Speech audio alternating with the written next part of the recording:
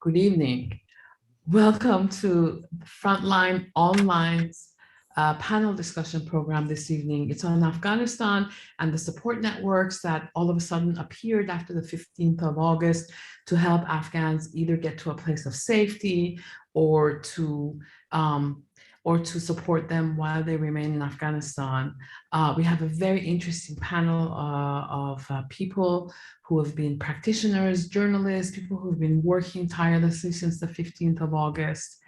And I'm not going to spend too much time recapping the last 3.5 months. I think by now we all know that on the 15th of August, when Ashraf Ghani left Kabul, the Republic of Afghanistan fell. Shortly afterwards, the Taliban entered the city of Kabul and they took over the country as its de facto rulers. Since then, the Afghan economy that wasn't in a fantastic shape already has completely gone into a free fall. The Afghan economy was hurting because of the COVID pandemic and its impact on the country's revenues, but also 2 years of back-to-back droughts had really hit the economy hard, an economy that relied very much on agriculture. And then with the fall of the republic, all of Afghanistan, the sanctions that were already in place against individual Taliban members and the Haqqani network came into effect and in effect cut off Afghanistan from its reserves abroad and also ended the aid abruptly.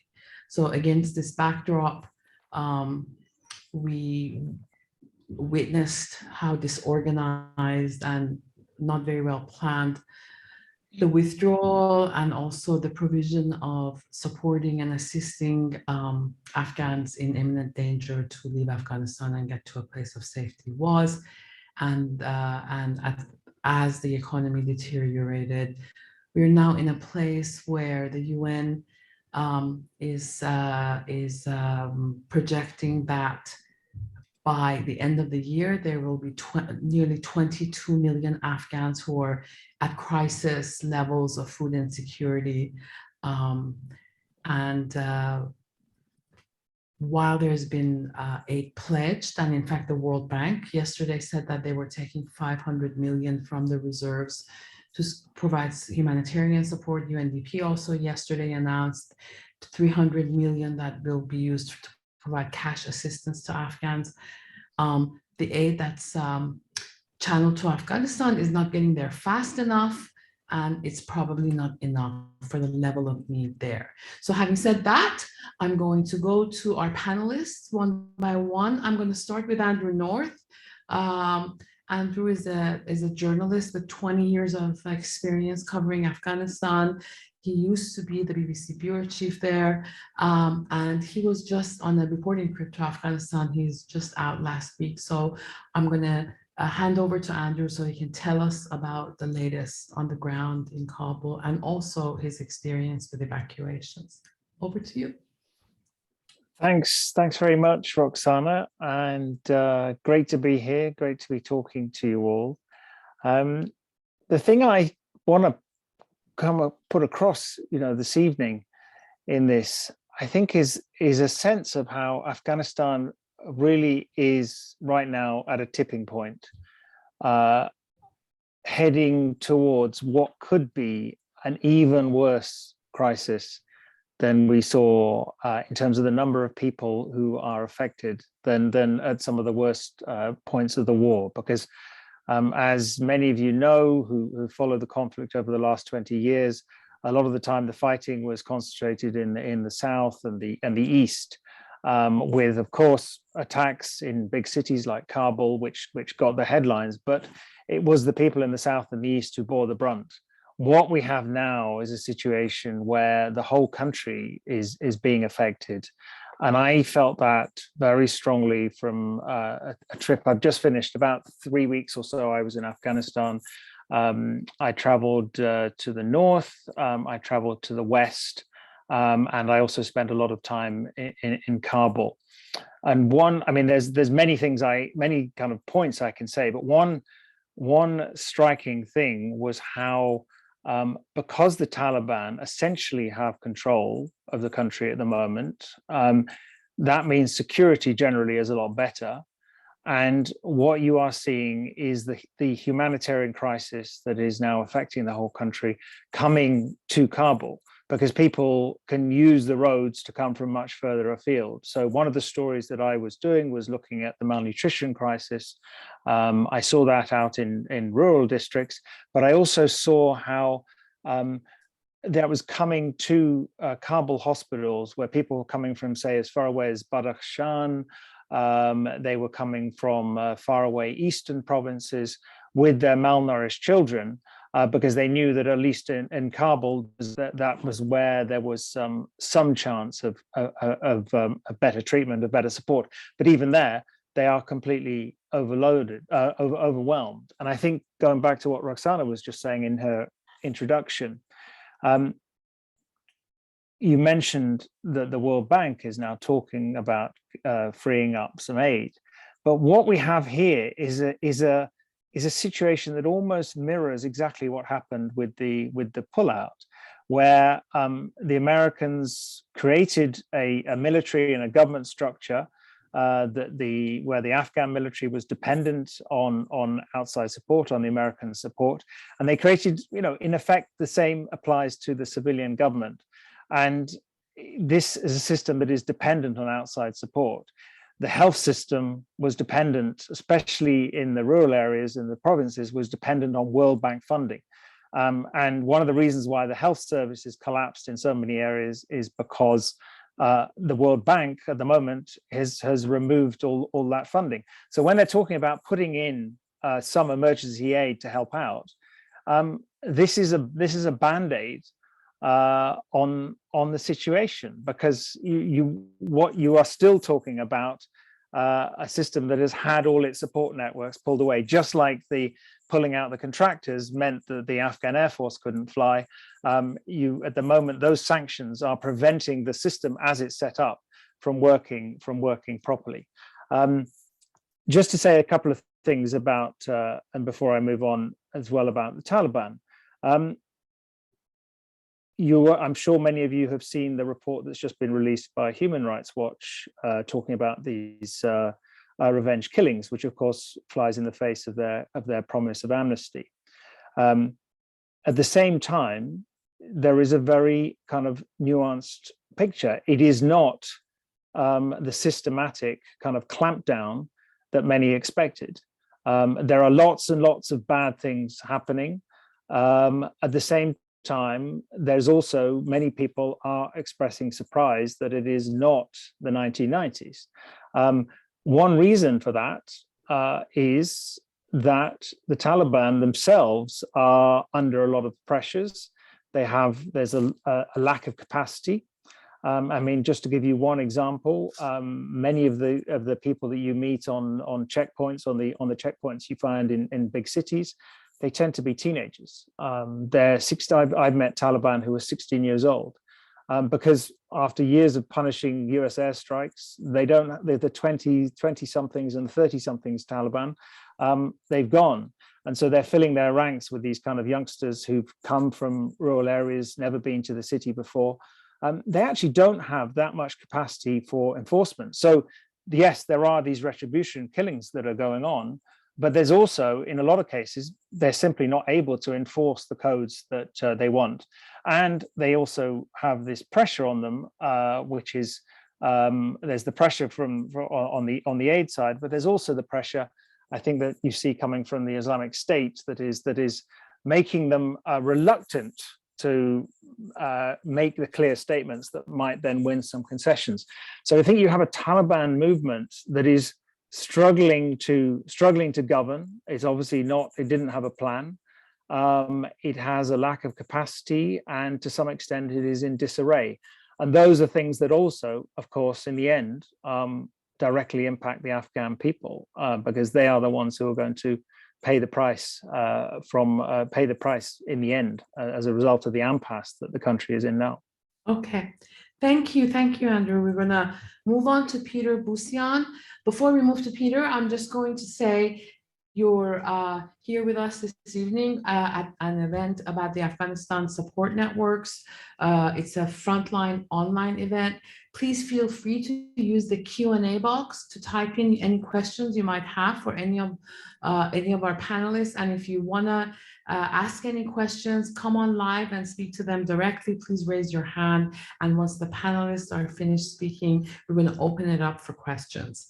So Peter Bussian is a photographer, a filmmaker, a communication specialist, and these days, most importantly, the founder of the Afghanistan support group.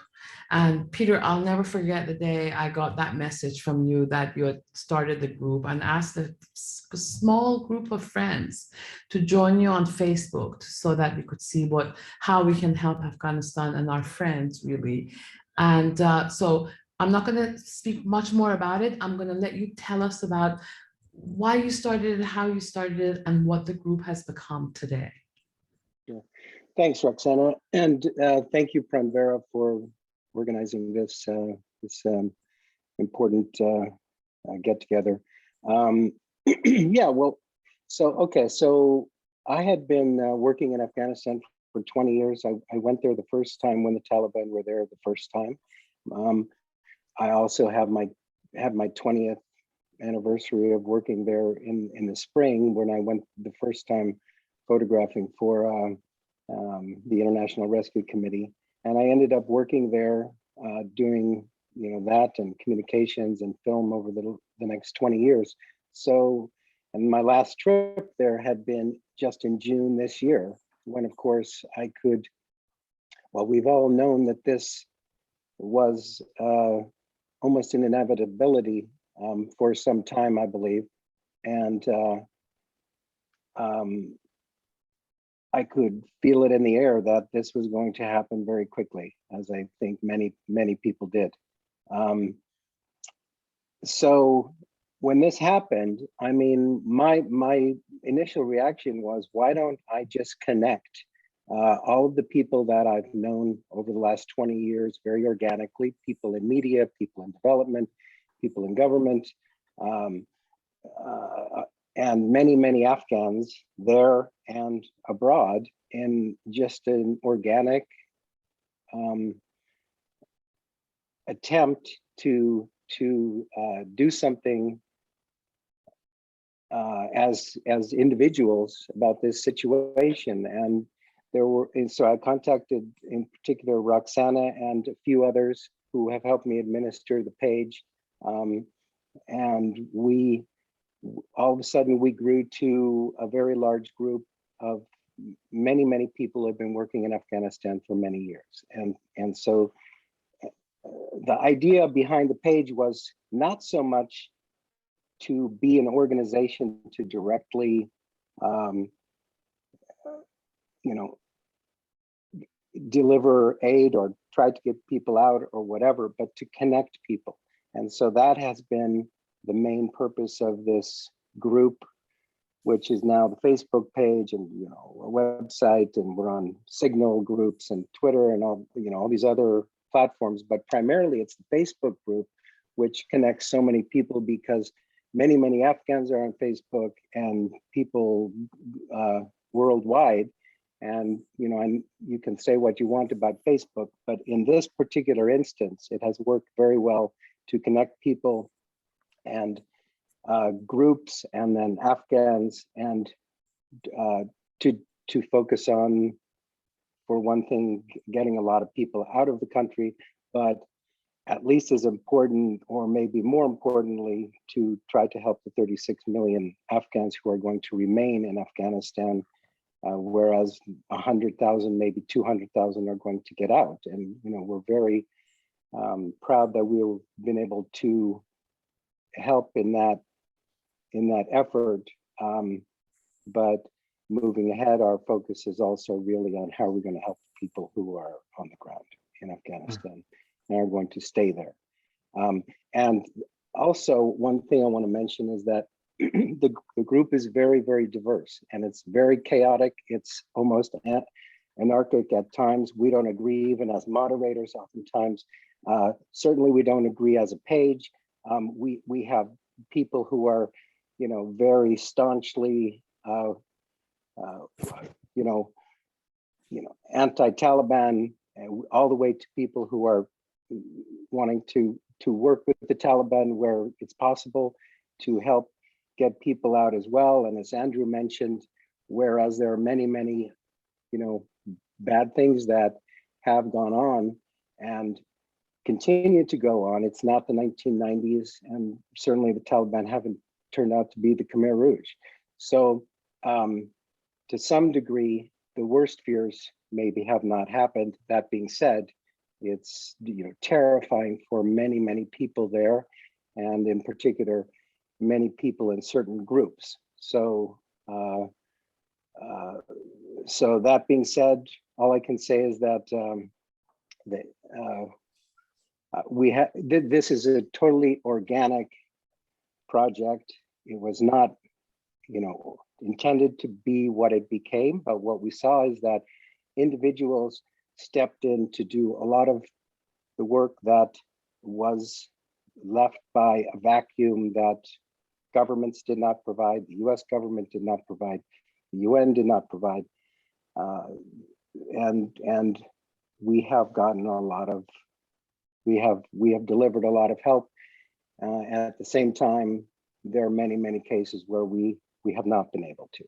So I will just leave it with that as the introduction. Thank you, Peter. Thank you. If you're just joining us, this is a Frontline online event about the Afghanistan support networks. We have a really great panel. And so the next person that's going to speak is Ilaha Ali Omar.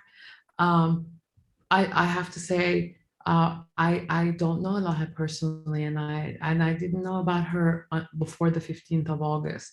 But since the 15th of August, she has been just indefatigable force of nature, and has done a lot of unbelievably important things. And I'm filled with awe and admiration for her. And it's one of the reasons why I was so excited for this evening, was because she had agreed to join us. So I'm just going to hand over to her and let her take it from here. Allah. Thank you, Roxanna, for that very kind introduction. Thank you for inviting me on this esteemed panel. Well, I am an Afghan American, and I was born in Kabul in September of 1979, actually the night that President Taraki was assassinated.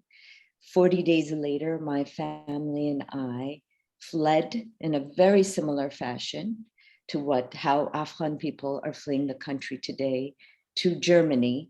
And we eventually, about 9 months later, got sponsored to come to the US.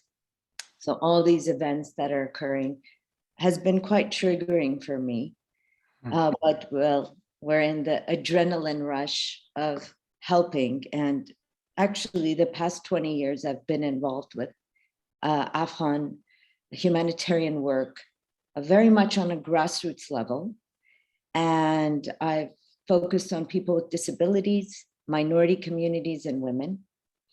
I was just in Kabul, June and July, launching a school for children with all types of disabilities through an organization called ECI. And then I left, and a week after I left, things started unfolding very quickly and turning sour. And I think after Herat fell, that was like, I just kind of went down and started reacting to what was unfolding, which was Kabul Airport evacuations, which I find an extremely humiliating event in Afghan history.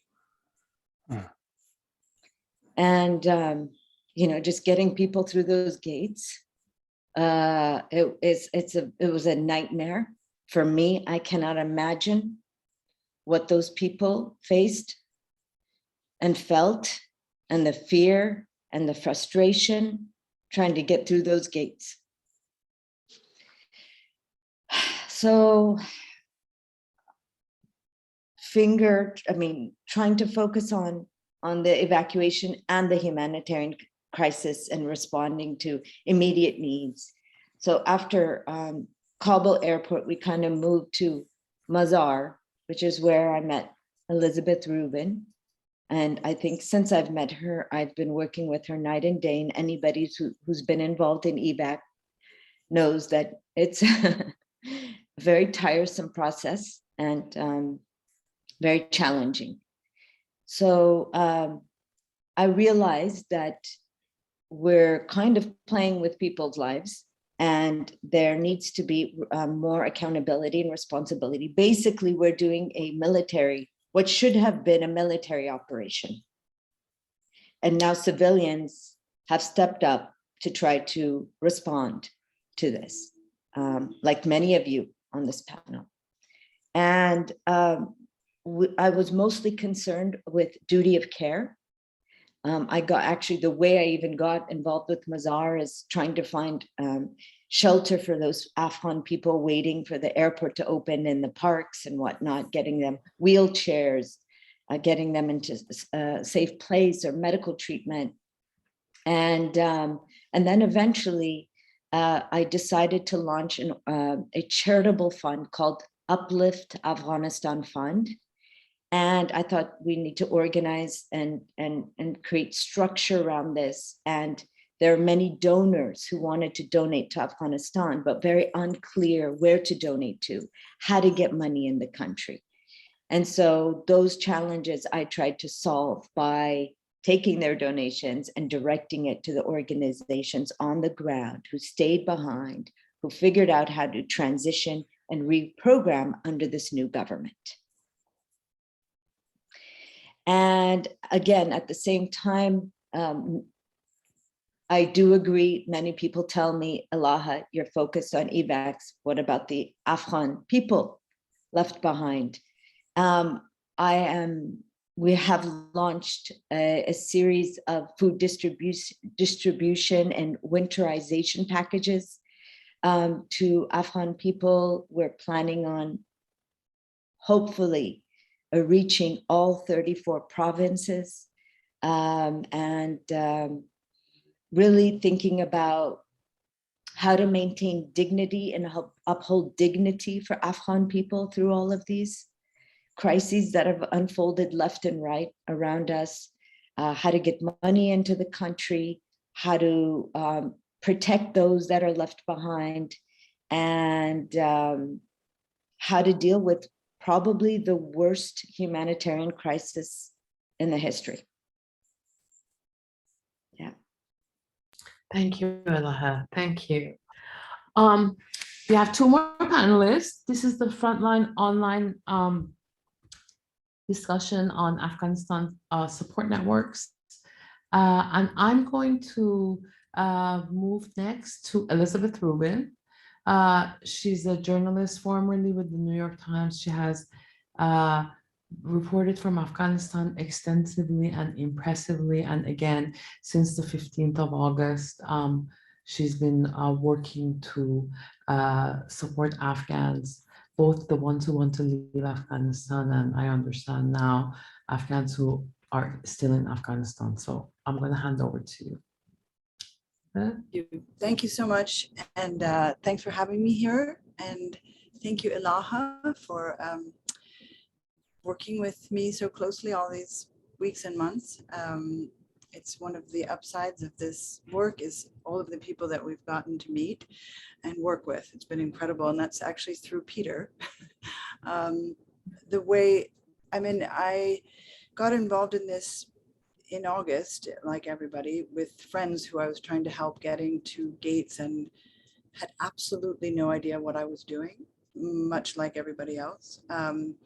And suddenly finding a number that you could get to somebody so they could call someone to get them into the gates, and had different journalist friends, Afghans, who are in different parts of trying to get into the airport. And in fact, as horrific as that was, I think nobody quite realized how much more difficult it was going to get afterwards. yes, there was this cutoff date of evacuations, but somehow I think we all felt that people would be able to get out anyway. And so what happened on Peter's group is suddenly there's all these people asking, can you help get so-and-so out? How do I get so-and-so out? And I had something on Peter's group, and Kim Barker, who was a journalist for the Chicago Tribune and is now at the New York Times, she reached out to me on Peter's group and said, you know, we may have a couple of planes. And I'm just giving you this, I want to take you a little bit through this history because it will lead us to the difficult place we're in now that we had no idea we were going to be in. So Kim had raised money, others had raised money, we had planes, Mazar Airport opened up, and it seemed, well, if the money's there and the people are there, and as Ilaha said, there was nowhere for people to stay to begin with. We had people come up on buses and they were staying out in a park until Ilaha got involved and found apartments. I think Siar, who's going to speak next, is one of them. Anyway, and so then suddenly, every place that we tried to take these planes, we were getting a no. And it wasn't the country itself. It was the US Embassy in these countries. And that was really stunning and shocking.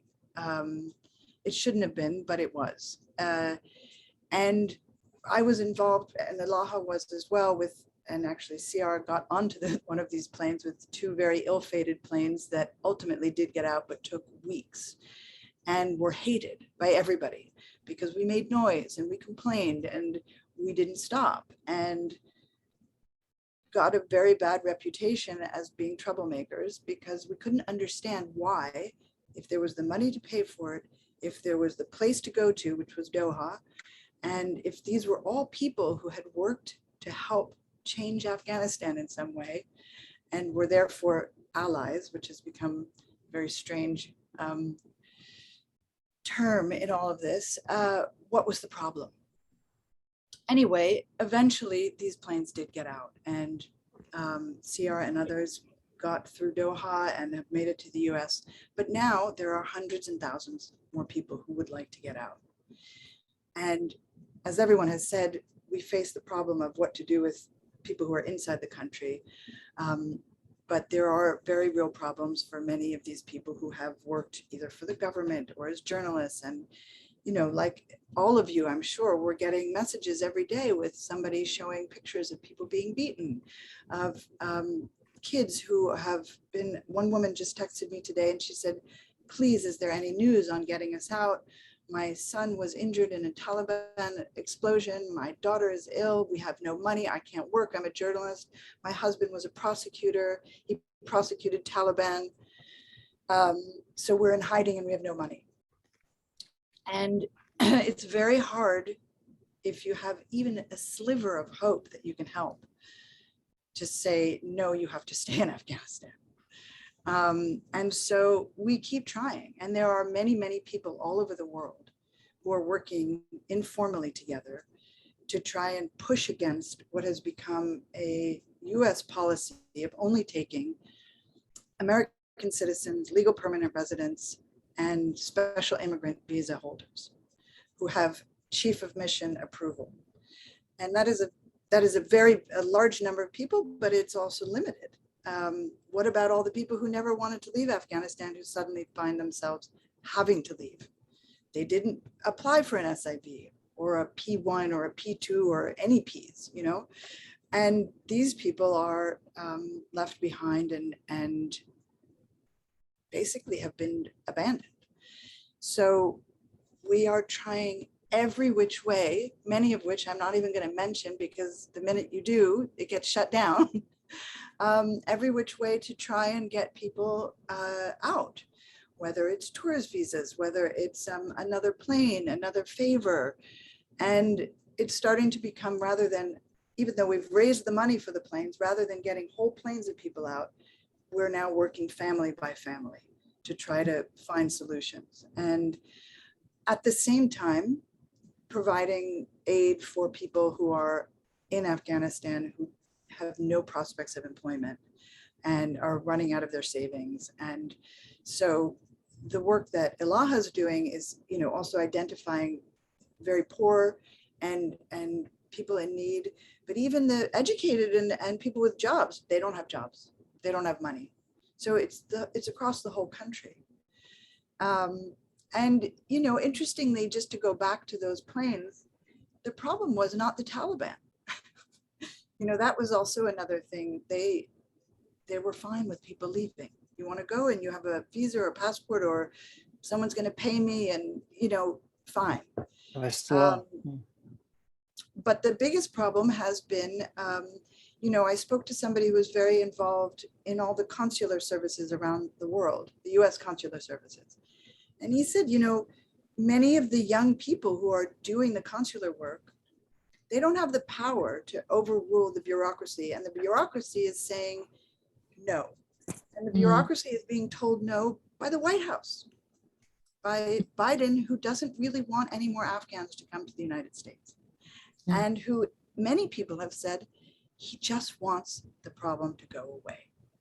And it's not going to go away.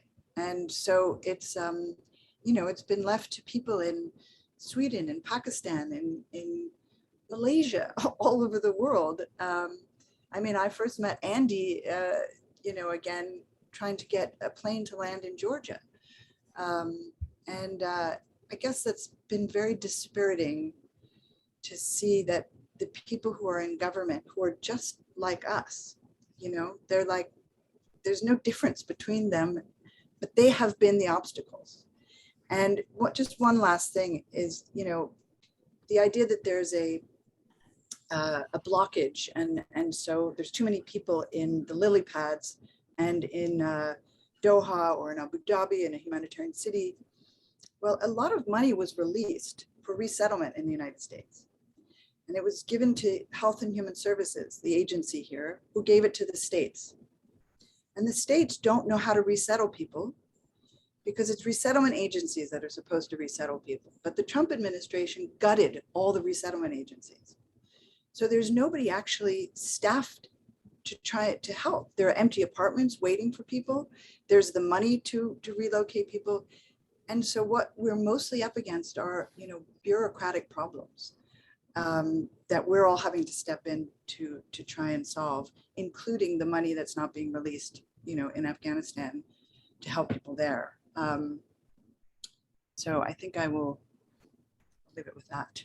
Thank you, Elizabeth. So I think I saved what I thought was perhaps the most important voice on tonight's panel for last.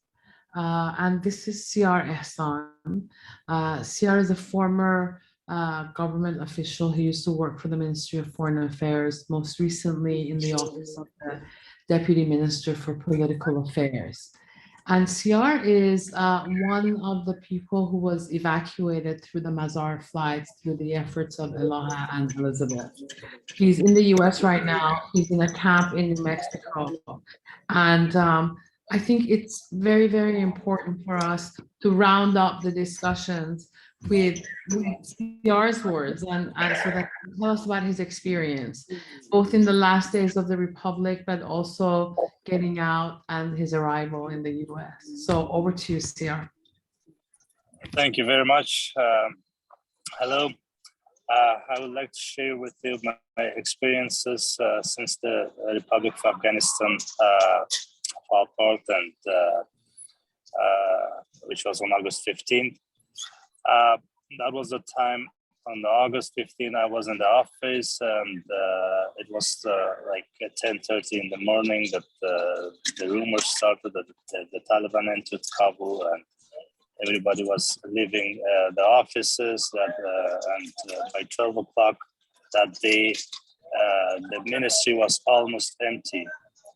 And I stayed, I checked all the offices, the buildings at the Foreign Ministry of Afghanistan, and there in the whole ministry was about few people left. And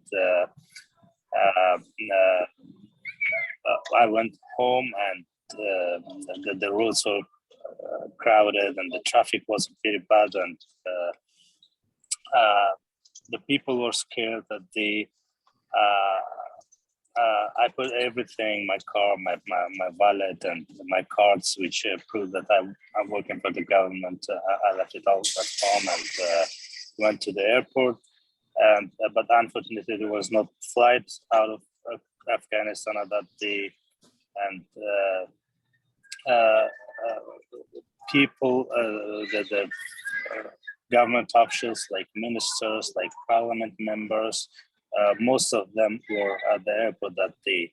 But unfortunately, the few of them could leave, and most of them went back to their houses and kept hiding for days.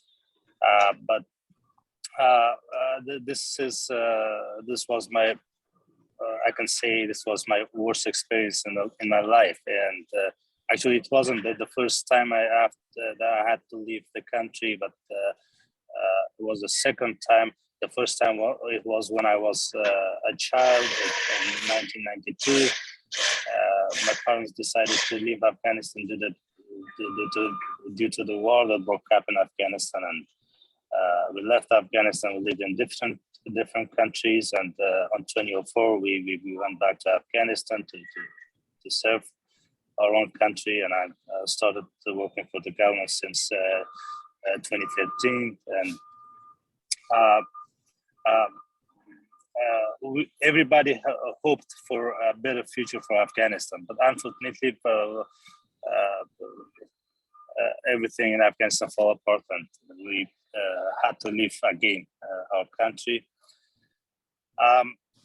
People were waiting at the gates of the airport days and nights to get through the gates of the airport, and only few of them could make it successfully, but most of them went back to their houses, and this was a very challenging process for everyone. But still, we kept trying, and finally. Could I ask everyone to wasn't- mute your microphones, please? There's some background noise. Please just make sure you're muted. Sorry, Siar. So now finally, I was introduced to Elizabeth Rubin, who helped me with the evacuation from Afghanistan. And we waited for almost 3 weeks in Mazar. And then finally we were able to leave Afghanistan through the emergency evacuation flights, which was arranged by Elizabeth Rubin and her team, of course. And there were 2 planes left Afghanistan.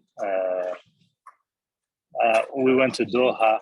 In Doha, we had to stay for a month, and we had different vaccines and medical procedures, and also some paperwork, biometrics. After that, we came to the United States. It was on the 26th of October. We reached the US, and since then we are staying in the camp. We had some procedures inside the camp as well with our paperwork, and we got our work authorization here.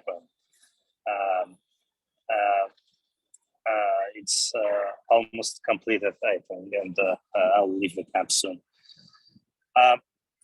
This was since August 15. Everybody had to leave something behind in Afghanistan. For example, I can say about myself. I left. I have my parents in Afghanistan. My sister had to leave Afghanistan, and now she's in Greece.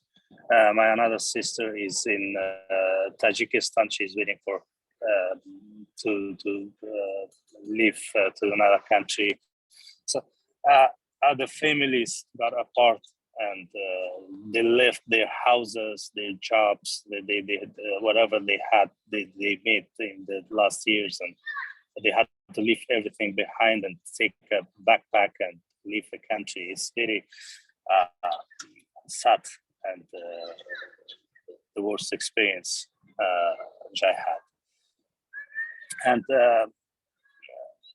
And inside the camp, I see everyone is stressed, and they're thinking about their families who are left behind and who are stuck in Afghanistan. And some of them work for the my father, he worked for the military. He was a military general, and he served at the Ministry of Defense of Afghanistan for years. And now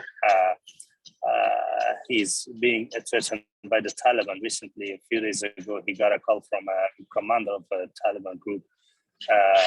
They asked him to show up, and so these are the issues that we have, and the things that we have to care for, and we have it's really a very difficult time for everyone, and every Afghan who left Afghanistan. Anyway, this whole thing suddenly happened, and I'd like to thank all the support teams in the US and of course other countries as well who helped Afghans leave Afghanistan safely and reach a safe place. We were faced a very, very good behavior in Qatar by the US military and staff there, and also the same in the United States. But still, there has to be things moving on for the others who are left behind in Afghanistan. The families has to get together back, and I hope it would happen soon for everyone. And of course, the people who remain in Afghanistan has to be supported financially, and because they are the most needy ones. And thank you. That was my experience. Thank you, Siar. Thank you so much. Thank you very much for sharing your experience with us. Just a bit of housekeeping. Afghanistan Support Group is a private Facebook group. You have to be invited to join it, but it's very easy. If you just friend myself or Peter on Facebook, we'll invite you. Just when you friend us, just type in the little box that you're friending us so that we could invite you to the Afghanistan Support Group, and we'll do it. Okay. So I'm going to move right to the questions, and I'm going to engage in a bit of nepotism. I'm going to read the question for Thomas Rutik first, but mostly because this is a question that plays on our minds and our day's work all the time. And he's asking, here in Germany, we have a number of people who used to work for American entities, either the US government or American NGOs, and they're asking how we can get them to the US. Of course, they can't stay in Germany because they have no connection to Germany, and Germany is at full capacity. So do you have any recommendations about who we could contact in the US for these cases, or what can be done for them? Who wants to take that? Ilaha? Yeah, my first question is, are they at a military camp in Germany? That's question one. Question two is, well, the US has SIV program and then a P1 and P2 program. They also have a humanitarian parole program, all of which are super backed up and will take years to process. And that's the reality, some sooner than others. I think that if they are in Germany, they should begin with a case and file. If they did indeed work for an American NGO, then they have a case to file a P1 or a P2, and they should begin that process. That's my first suggestion. And then, or have a family member, if they have a family member in the US, file an HP case. There are some requirements for that, but it is fairly straightforward. Again, there's a backup and a waiting backlog on all of these immigration cases. Thanks, Ilaha. Thomas, I hope that answered. Andrew, did you want to say something? I was just going to make a point, about this, because I think, as Ilaha is saying, you're talking about these massive long waits for cases to be heard. And then of course with no guarantee that people are going to get the result that they want. And I think one of the dangers right now, and I'm speaking as someone who was involved in helping a lot of people get out in that initial emergency airlift in August. I think the hardest thing right now is the danger of raising people's expectations. That there is going to be a way out to the US, because the reality is, and it's not just about the US, it's also about the fact that how do you get to the third country where you can actually apply for and continue the process? Because obviously there's no US embassy, there's no Western embassies in Kabul, and there's not going to be for a very long time, certainly not the American one. I mean, it's a question I wrestle with myself, because I get endless requests for help, either coming digitally or when I was, back in Afghanistan right now. And I'm also, I worry about the sometimes the suggestion that is put out there that it still is possible. The reality is, and this is quite a hard truth, but the reality is for a lot of people, they're probably not going to get out. And I've been saying to some people, unless they've got a clear connection with a country and they've got a clear case history, then they probably also have to think about, can they find other work opportunities and so on. These are tough questions to deal with, but that is also the reality that we're dealing with right now. Thank you. Thomas actually clarified that the people he's referring to are in Afghanistan still, and not in Germany. I realize. So yeah.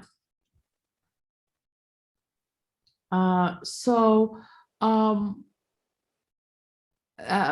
of all, Siar, I'm getting a number of messages of people thanking you for sharing your story and saying that they stand with you, and really appreciating that you gave this first-hand account. There's a question about Thomas. Yes? Hello? There's a question, I'm going to throw it out there to the panel. People want to know if there's a UK registered Hawala organization where people can send money to Afghanistan through. And it's possibly good to also address that for the US and the EU as well. Who wants to take that? Maybe I'll take this one because I'm pretty familiar with Hawalas these days. Yes, so in UK, Hawalas is a recognized business, unlike the US. It is illegal in the US, but it is legal in UK, Canada, Turkey. There are a few that I've worked with personally, so I can maybe respond somehow with my email address for Uplift. And I'm glad to direct people to a few trusted Hawala agencies in the UK, but they're very straightforward. I mean, it's a pretty straightforward process. And so far, I've not had any bad experiences. My email is info@upliftafghanistan.org. You can email me and I can respond with my recommendations. I would like to know that too. I mean, for those of you who don't need to use registered Hawala organizations, there's actually a very robust Hawala network globally. And usually I just ask my Afghan friends, who do they trust and who do they use to send money to their family. And I use that recommended Hawaladar. So if you don't need to have a registered organization, just ask Afghan friends who they use. The network is global and it's quite robust. Peter?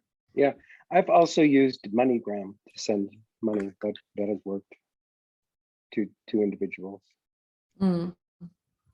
Yeah, I've also used that. It works. And also Western Union, although not all the time and not from everywhere. And I'm struggling to figure out what's going on with them. But Really so kind of capped around $200 nowadays. I think that's the max amount you should send through MoneyGram or Western. Yeah. Well, that's good I'm to know. gonna read a message from Anna Lintel. She's saying, thank you very much for this panel. The situation is just heart-shattering, and I really appreciate everyone here. I wanted also to ask whether you can give some advice on how we can help make Western journalists more conscious of their immense privilege when they're granted access and freedom of reporting on the ground, while Afghan reporters have been beaten and suppressed since August.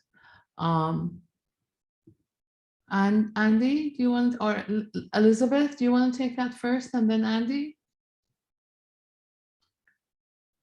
You're mute, on mute. I think that is an extremely important question. I know it was raised as well by some Afghan women when they heard the representative from the United Nations, a woman who had meetings with the Taliban in various provinces, and there were some very upset women who said, you know, we can tell you about the situation of women if you need it, but you know, it's very difficult for Afghan journalists to be able to report in the same way. And I guess the question is what to do about that. Does it mean that you don't have Western journalists covering it? I don't think that's the answer. It perhaps means that Western journalists also need to cover the situation of Afghan journalists. It's not always easy for them, though, to be forthright. So it's a very difficult and delicate situation, and it is frustrating to know that we as Westerners can go in and talk to anybody in the Taliban and have those conversations and ask questions in a way that Afghans can't always do. And I'm not sure that I have the answer to that. Maybe Andy does. Andy? Yeah. Look, of course, it is. It's the kind of, in a way, it's a terrible privilege. Of course, you know, I can go into the country, and then I can come out again. And I'm, of course, while I'm there, I'm working with lots of different Afghan journalists who would like to be able to follow me. So there's that, just in the first place, the fact that I can come in and come out even before you think about how you operate. I think there has been quite a lot of good reporting on the difficulties that Afghan journalists are facing, and certainly the reporting on the way that they have been treated by the Taliban. So the issue is certainly getting aired. And at the same time, I think it's certainly important for all of us who are going there as outside journalists to kind of constantly keep aware, stay aware of our privilege, as you put it. I mean, it's not for me to judge myself, but I certainly hope that I'm aware of that. But I think the bottom line is that it is still very important that journalists are able to go there. And of course, the Taliban at the moment, they're making that calculation that it is better to have journalists coming in because they hope that will help them make their case. But I think the flip side to that, if they're not coming in, is that then this story, this very, very important humanitarian story, that, you know, this worsening crisis will not get told if journalists cannot come in from outside. Yes, thank you. I think it's also very important to note that Western journalists do have a place of privilege at the moment, but they walk a fine line. Because if that door closes, then the window to Afghanistan closes completely. So hello, my name is Shola Yawari. My family are stuck in Afghanistan and they work with the military in Afghanistan. We have several messages about people trying to get families or individuals at risk out. I think that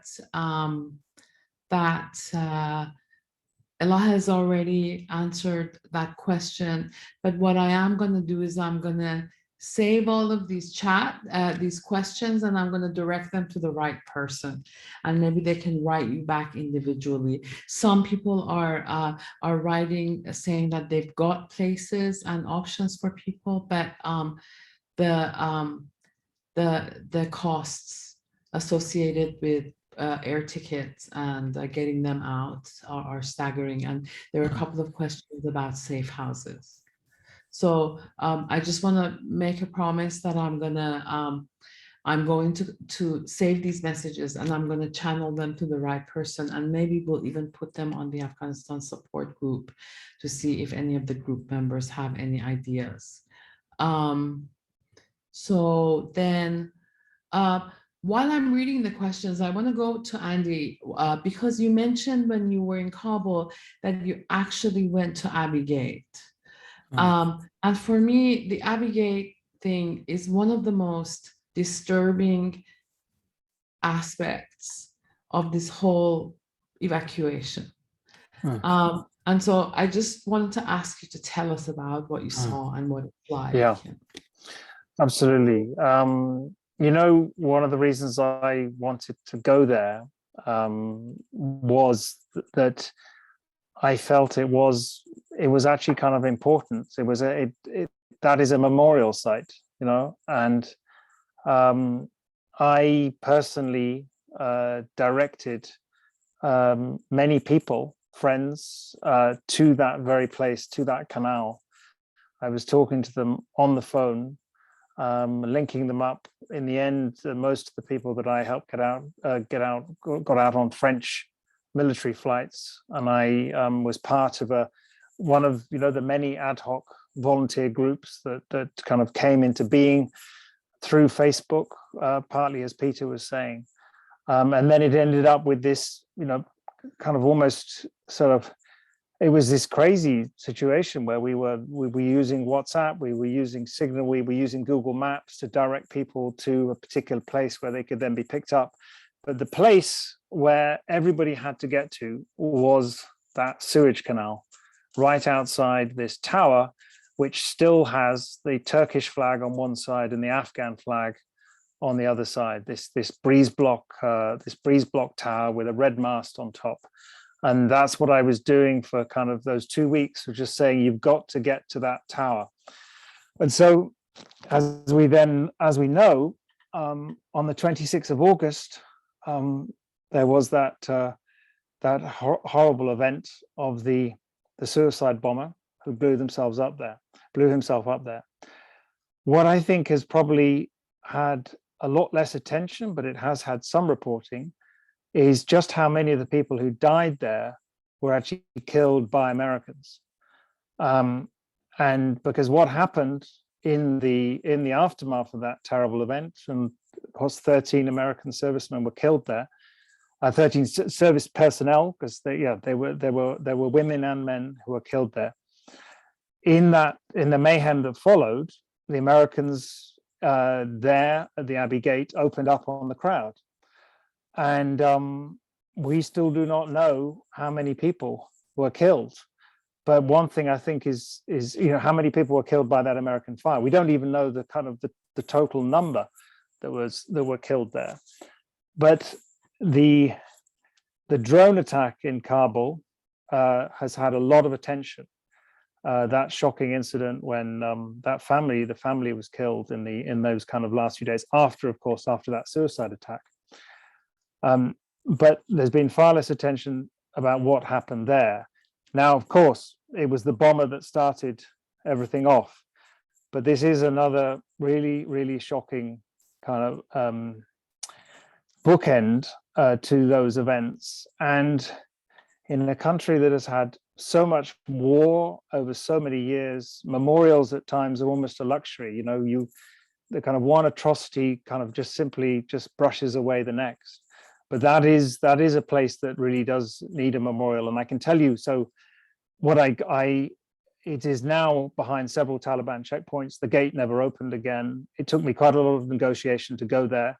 Eventually, the Taliban let me through, and I, as you can tell, I find it really quite an emotional, I think, experience, because I know how close the many people that I directed to that place came to being caught in that storm. Because on the morning of the 26th, I personally guided 9 journalists to that very point, and they were really kind of enterprising bunch. Maybe some of them are listening this evening, who really, they were so committed to getting there, and they got right into that canal, and they were in that stinking, disgusting water, and they were determined they were going to get out.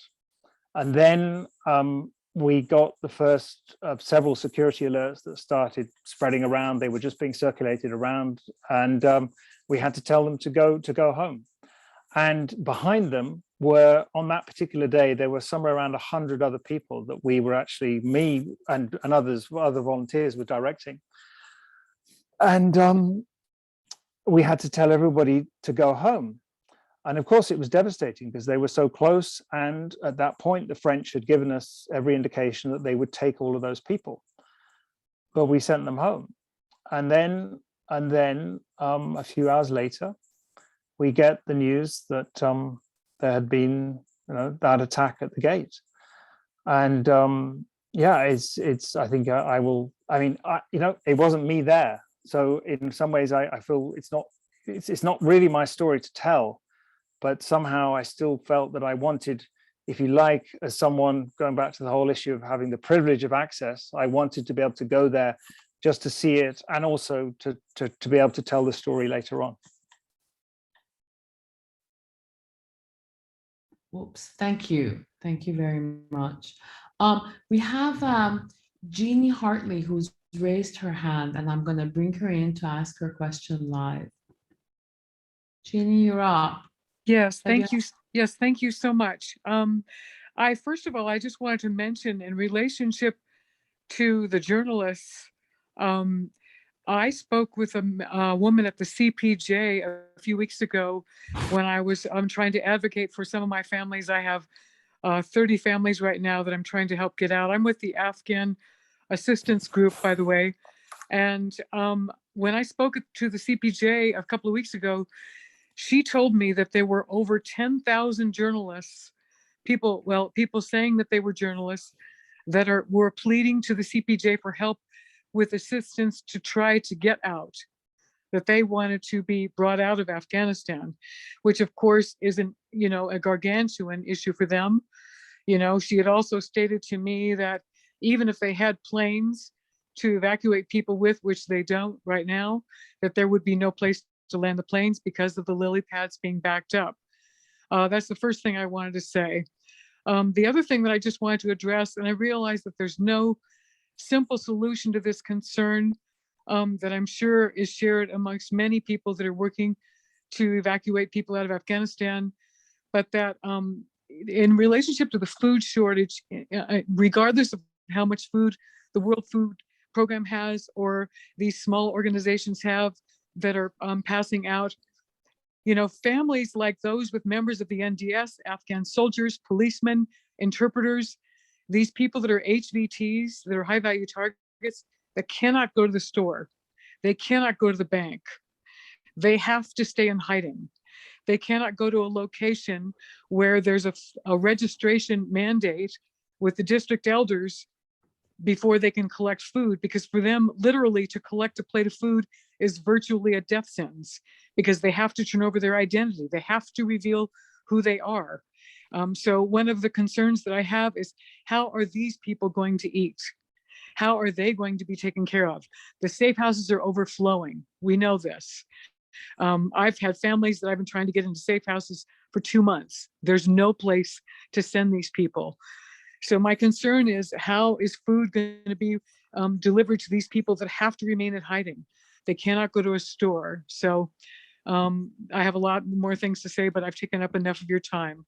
But that's one of my primary concerns, is how are these people going to be fed that have to remain in hiding until they can get out? Thanks, Jeannie. Thank you very much. I am going to throw the question to the panelists, but before I do that, I'm going to use this occasion, since you brought it up, to do a little plug for a small group of volunteers I know in Kabul who are extremely quietly and on a shoestring budget.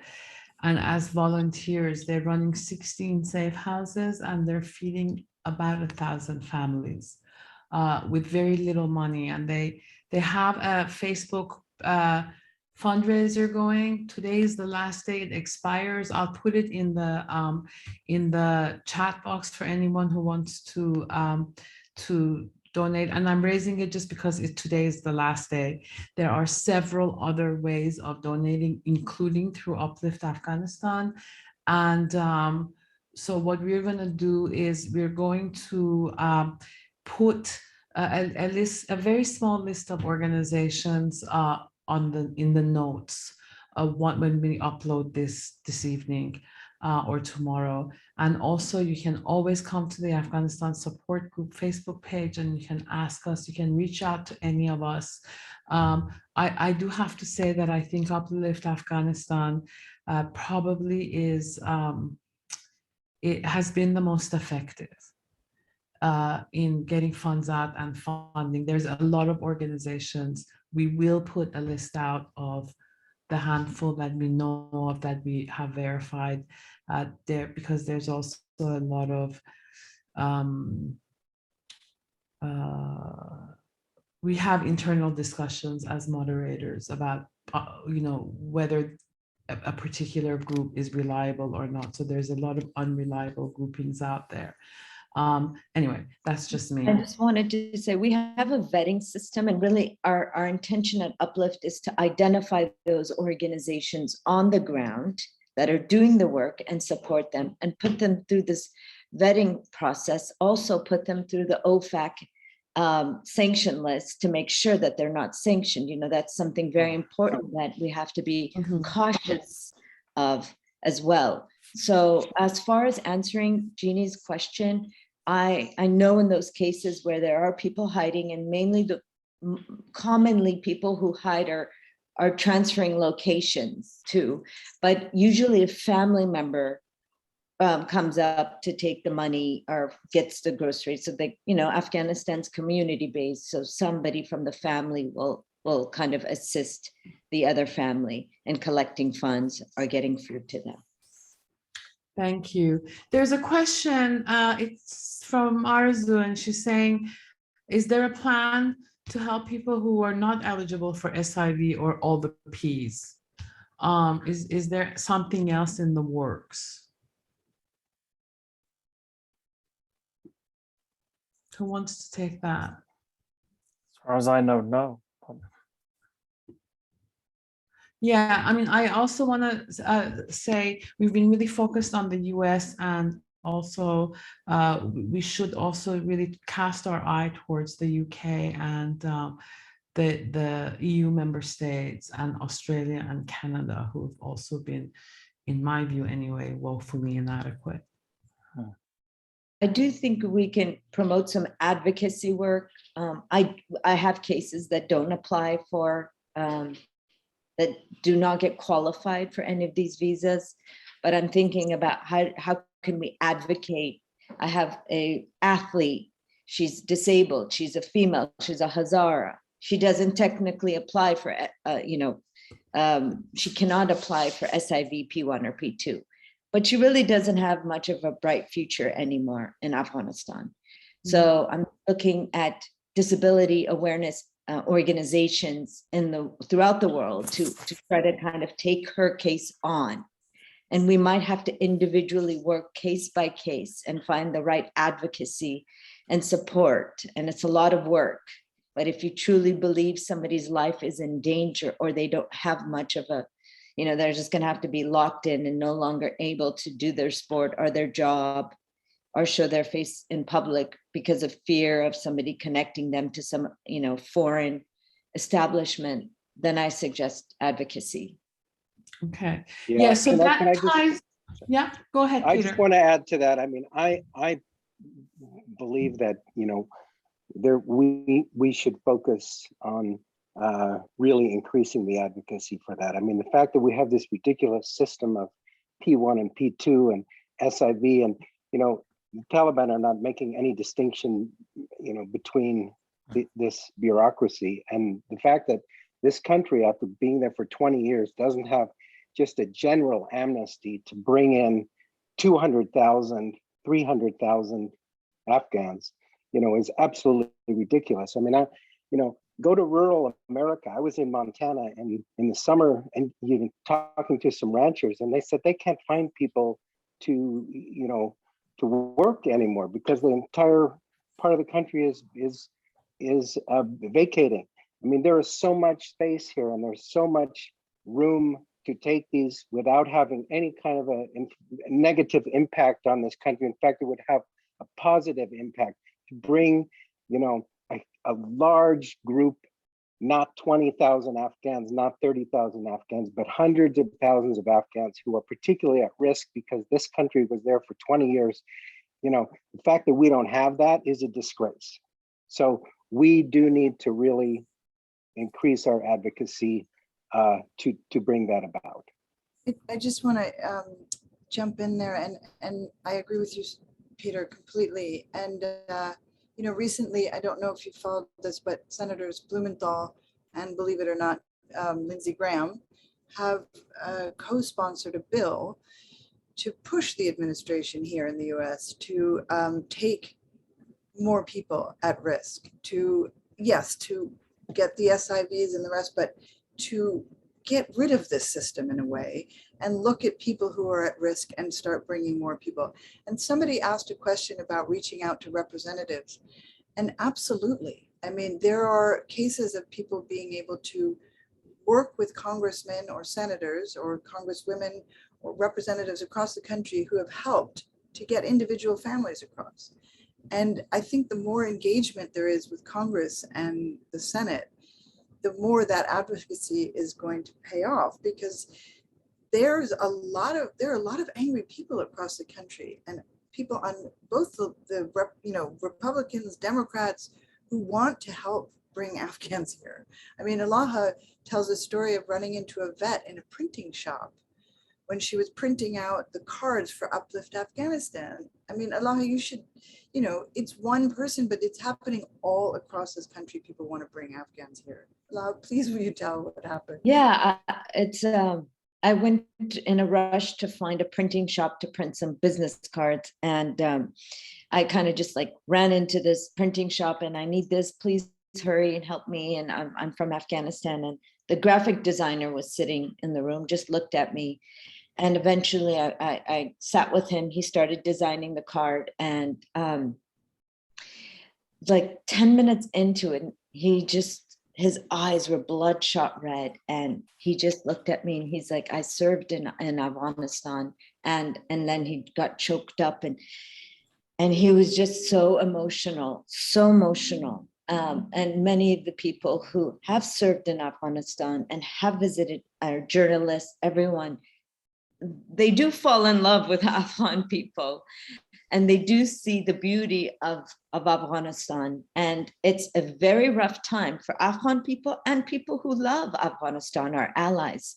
And so this gentleman was like, he couldn't really talk. And this is a tough, veteran guy. And he just thanked me for my work. And then he paid when it was time for me to pay for my service.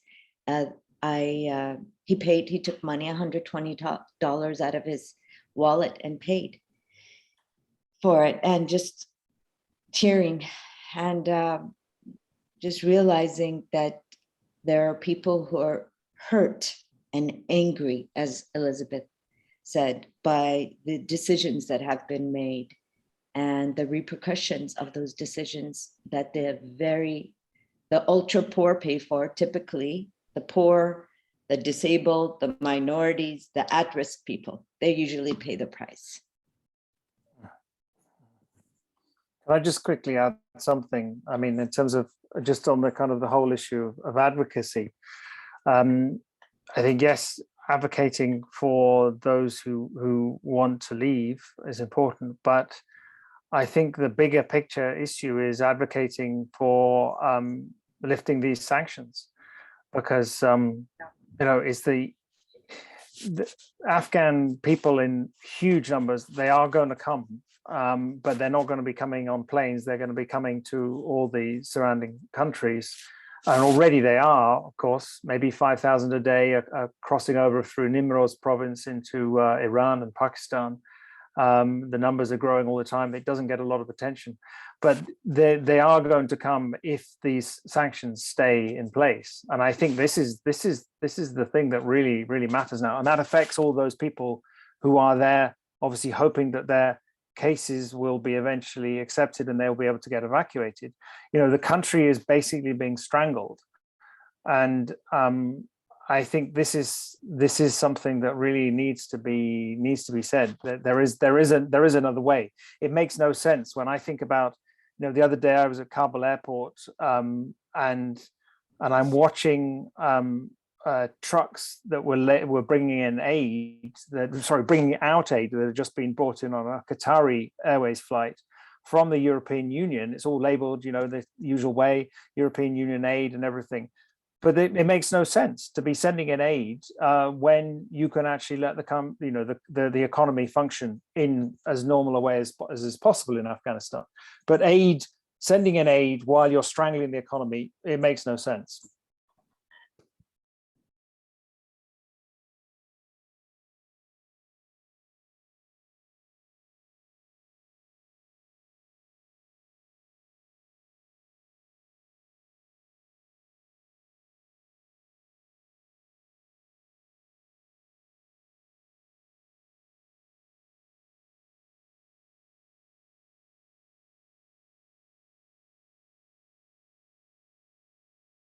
Network. Oops.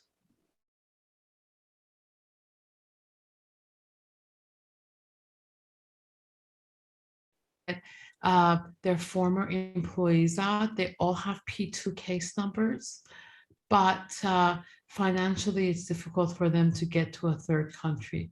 So this participant is asking for advice on next steps.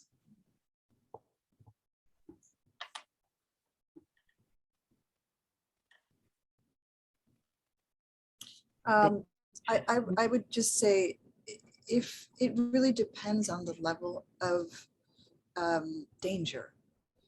So if this family who has P2 case numbers is in imminent danger, they should try to get visas to Pakistan and wait it out in Pakistan. It's going to be a really, really long wait. So it just depends.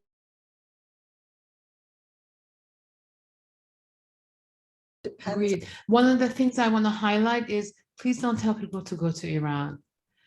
If the US is a destination for anyone, if they go to Iran, then the US is forever off the table for them. So even though it may seem like an easy and quick option, particularly for people in Western Afghanistan, it's actually kind of a nail. It closes the door forever. So I just tell people not to go. And if I can quickly pick up on that, Roxana, I think even trying to go to Iran is like, I know several people who tried to go recently, and they didn't have visas, because getting visas is still really hard. And they tried to go, and they ended up their bus was shot at by Iranian border guards, and they ended up fleeing. Fortunately, they all survived. But you have also still the problem of going to Pakistan as well is also really, really hard. It's it is not easy to get the visas, and then you have to get through Torkham or Wesh to Shaman, and it is really, really difficult. And it's it's the neighboring countries are making it as difficult as possible for Afghans to leave. So it's also about what the neighbors are doing. Yeah, agreed. We're almost out of time, so I'm just going to throw it to the panel. Any last thoughts? Ilaha. Just for everyone involved in this evacuation, if it's truly you have at-risk individuals, I would just be cautious and just really think about this dignified approach of, am I getting them out of one bad situation and putting them into another bad situation? And we need to be cautious of that when we do this work.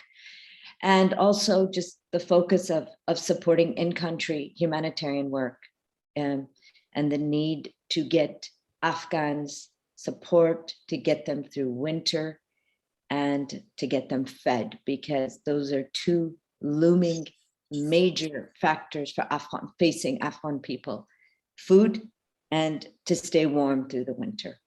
So, yeah. Okay. Elizabeth?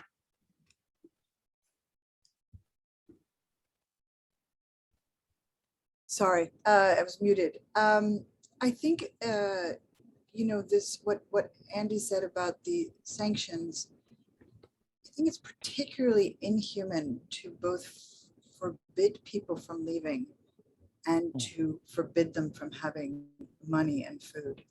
And right now, the US, what we're doing is trapping them inside and not releasing the funds. And that's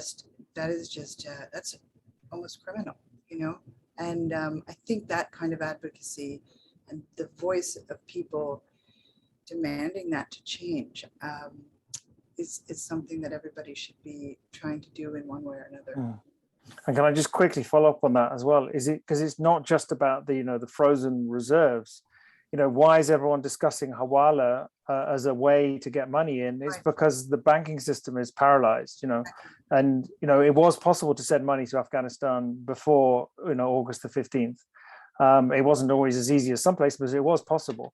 And so you've got the fact that the World Bank funding for the health service has been cut off. You've got the fact that IMF support is cut off, so they don't have that as a kind of a lending, as a credit source that they can tap, and that just gums everything up. And I think this is not getting through, because obviously it's still very hard for obviously the Biden administration, but probably the US establishment in general to kind of come to terms with what is a spectacular full circle failure.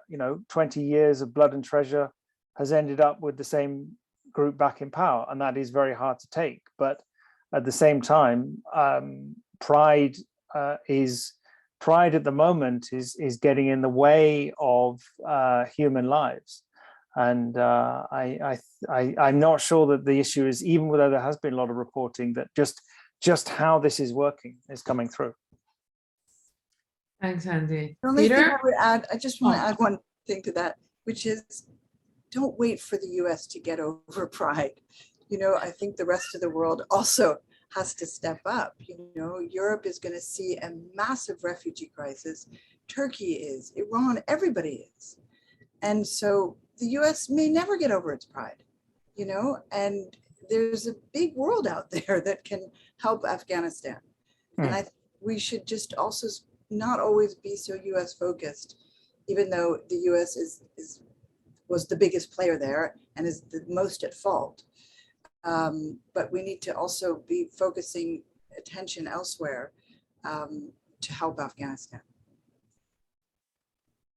Yeah. Peter?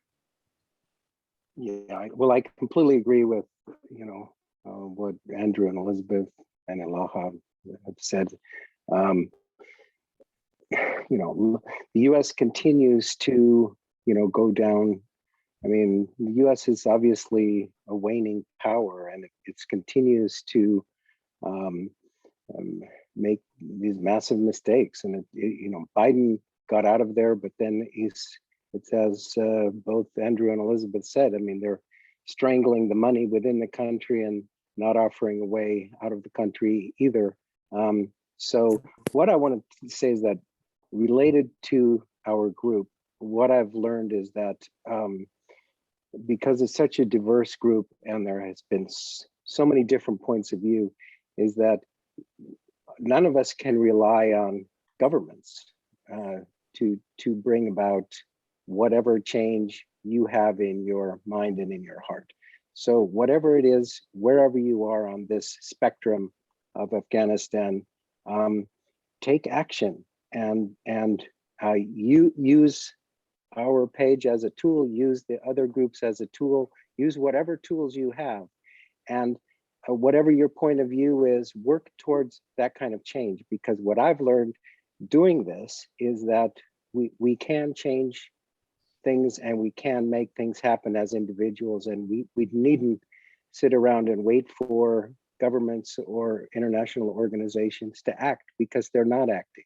And especially in this era where we have tools to connect like never before, we need to use whatever tools at our disposal to bring about the change that we have in our hearts. So please just take another step, or whatever your next step is.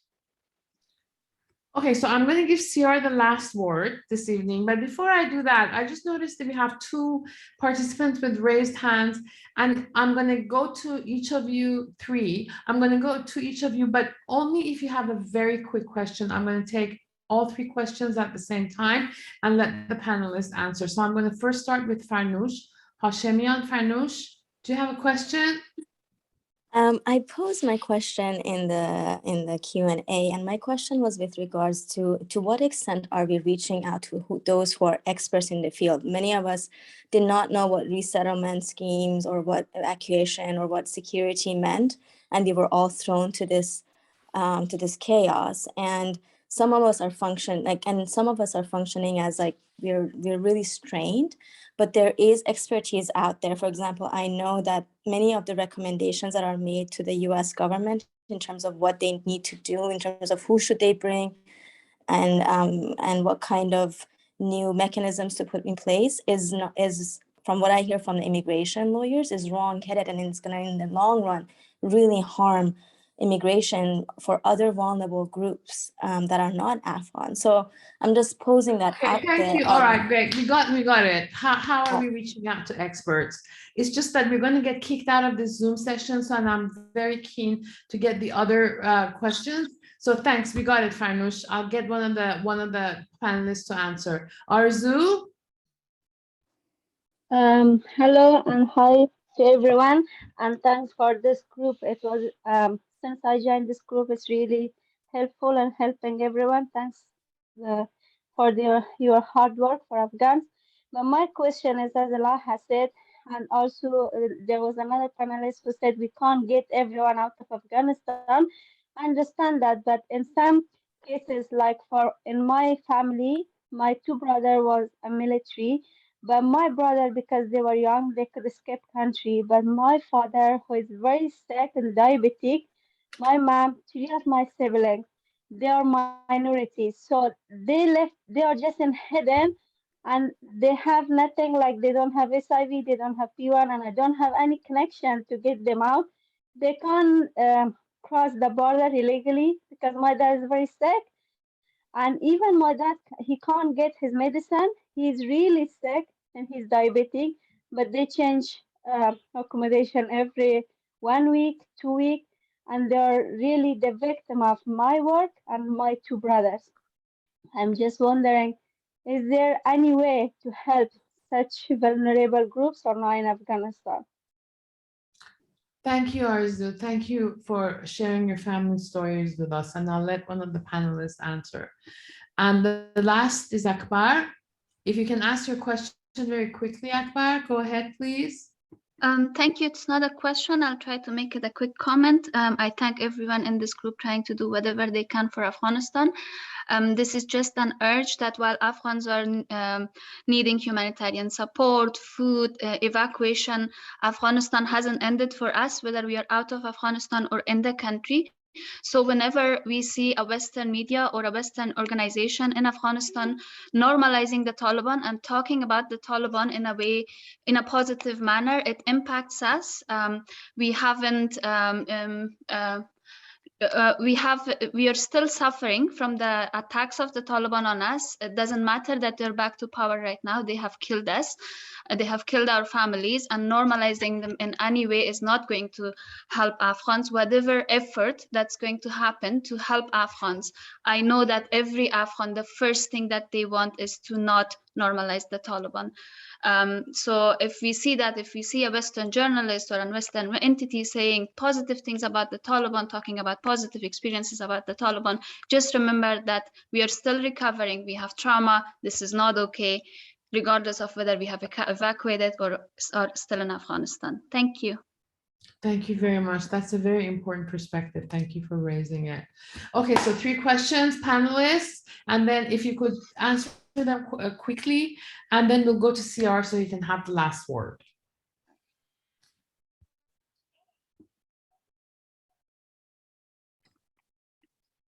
Anybody?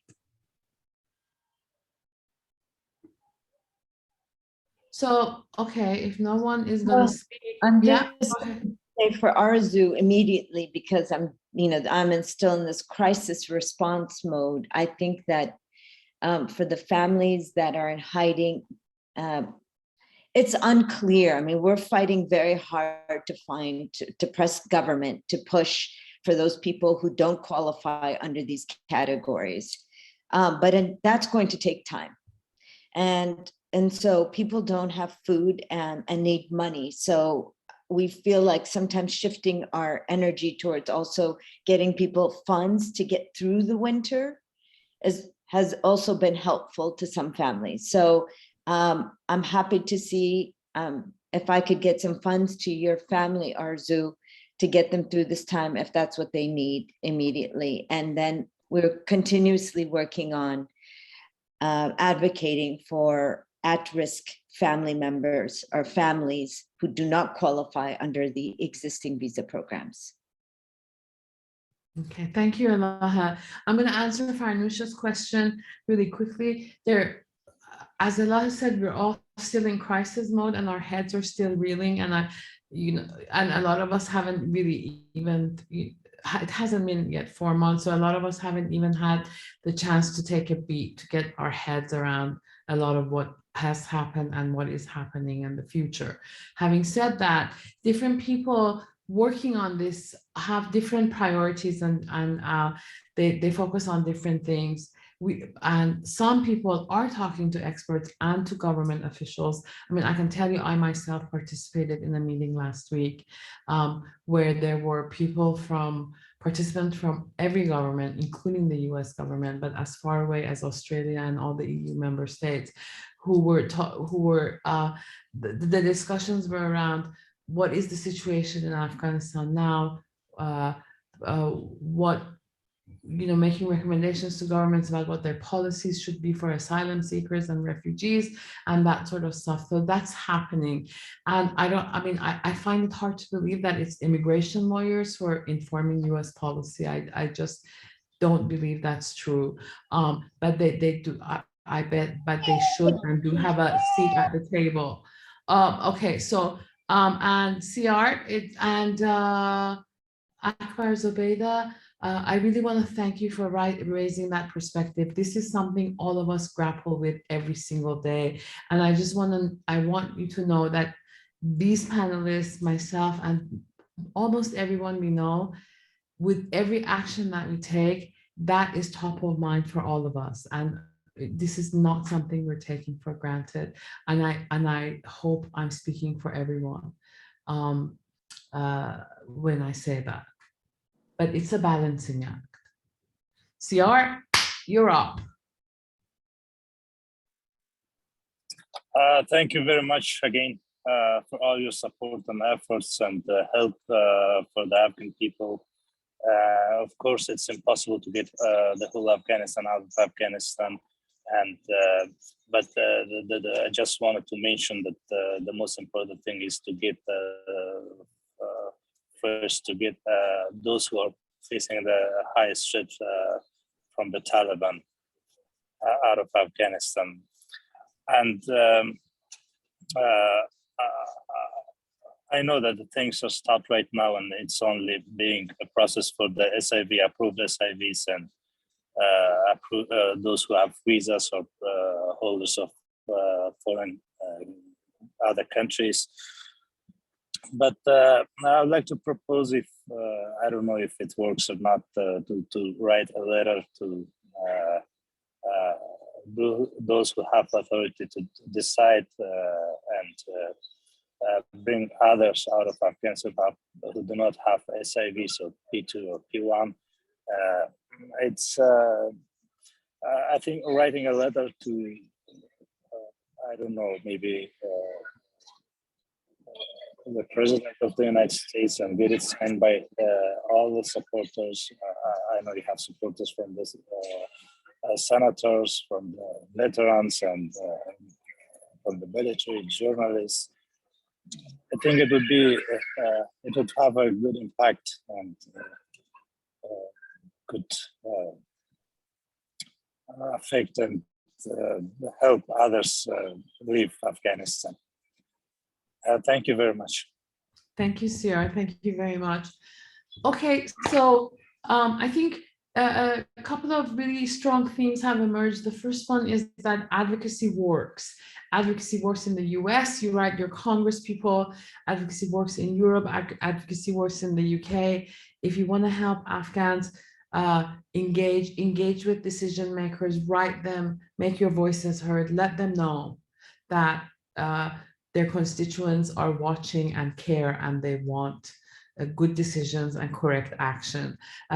So the humanitarian crisis is big. Think about how you can support Afghans in need inside Afghanistan. We're going to put a small list in the notes of when we upload this session. But one of the things that I recommend, well, I strongly recommend you do your homework and that you channel your money to the right people, or you channel it to the people who do their homework, and make sure that your money gets to people in need in Afghanistan. And that primarily, amongst a handful of others, is Uplift Afghanistan. So I would really encourage you to make them your first port of call. And the third thing, and this is perhaps the most important thing, is that in whatever you do, you have to make sure that you maintain the integrity of Afghans, and you engage in activities that help them go through this process with dignity and with their heads up. Any last words? I want to thank the panelists. I'll add something very quickly. The dignity, yeah, absolutely. And I think, it underlines something that Ilaha said at the beginning. This was a really shocking event. The way that thousands of Afghans ended up being forced into a ditch outside Kabul Airport in those August days. That was a shocking spectacle, that they felt that this is what they had to do to save their lives. And I think this is something that really needs to be remembered. That was a very bad moment for humanity, that people ended up doing that. So dignity, yes, very important. Agreed, thanks. So this has been a Frontline online event about Afghanistan support networks. It's going to be online. So once it's online, you can watch it again. Please encourage other people to watch it. And don't forget, write your elected representatives, write your government officials. And it's the end now, but if you want, you can reach out to me directly on Facebook. You could friend me and we can take this conversation forward, or you could join the Afghanistan support group, or I could put you in touch with some of the people who are doing this kind of work, and you can take the conversation forward with them. I want to thank our panelists, and I want to thank everyone who attended. Thank you very much. Good night. Thank you. Thank you. Thank you. Thank you, everyone. Thank you.